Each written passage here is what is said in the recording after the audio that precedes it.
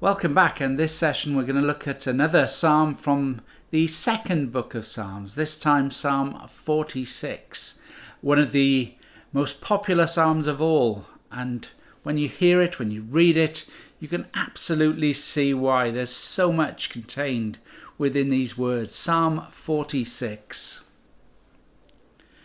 God is our refuge and strength, a very present help in trouble.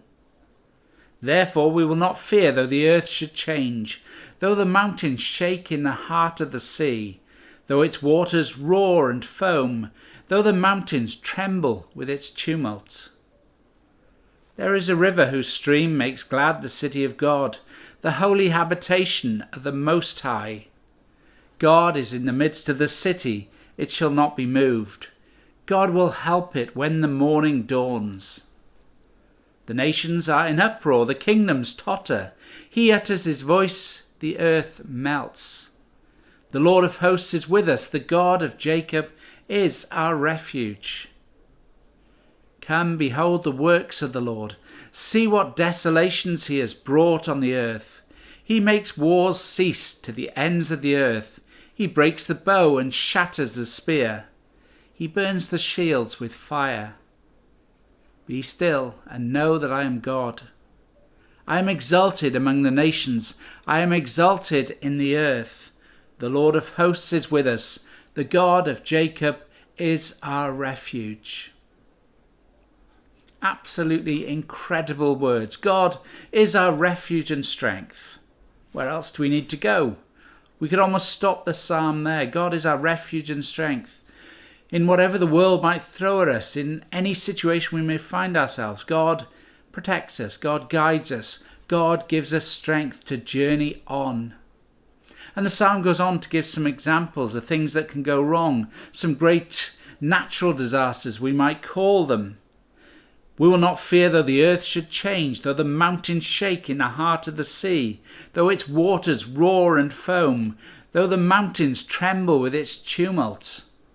All kinds of really major things going on. But God is our refuge and strength. We're asked to turn to him, to look to him. And it continues then with this promise of a river whose streams make glad the city of God. One of the great things about the book of Psalms is, as I've said in a number of the other sessions, how personal they are. We can read these Psalms as being for us, because they contain real human emotions. They're about real feelings, feelings that we understand, feelings that we may have had ourselves, feelings that we may have day by day.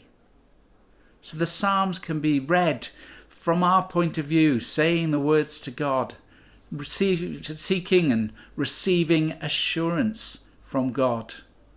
God is our refuge and strength. There's nothing the world can throw at us. And whilst this psalm refers to the city of God and very clearly makes reference to Jerusalem as that great city of God, we can look at it in all kinds of different ways as well. The river whose streams make glad the city of God. Actually, there is no river in Jerusalem. There are a few little tiny streams, but no great river. But this is a different existence. This is paradise. This is what God can do. He can transform the mundane into something incredible. He can transform the poor into the rich. And by that I don't mean in material terms, but in spiritual terms. All of us can become rich when we know God's goodness, when we know God's glory. But actually there's one verse that I want to think of more than any other from this psalm. Yes, God is our refuge and strength. We're to be reminded of that day by day, and it's not a bad verse to say every day of our lives. God is our refuge and strength. What a place to start. What a place to finish each day. Yet there's another verse. Be still and know that I am God. Verse 10. Be still and know that I am God. I hear this verse in a number of different ways. Often it's be still and know that I am God. It's a call to be calm, a call to relax, a call to recognise that God's in control anyway. Just sit back and let God do the work. It will be okay. however we're feeling, whatever situation we're in, it will be okay. God will win in the end. God will be with us throughout. God will be our refuge and strength. We can be still and trust in that feeling. But I hear this another way as well sometimes. Be still and know that I am God. A rather more telling off sort of version of it. I'm not sure how that was intended at all. I don't think it was, probably. But actually, I think it's good for me sometimes to be told, be still and know that I am God. In other words, stop trying to do it all yourself. Stop trying to be so clever and think you've got all the answers yourself. Stop trying to make it look as though you can do everything. Stop trying to think as if you can use your own thoughts and your own strength and your own methods to do things. Turn to God, our refuge and our strength. Just be still and know that I'm God.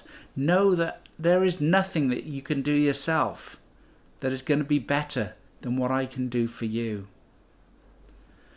So that verse can be interpreted, as I say, for me in two different ways, but both are incredibly useful. Be still and know that I am God, the gentle, calming verse. Or be still and know that I am God.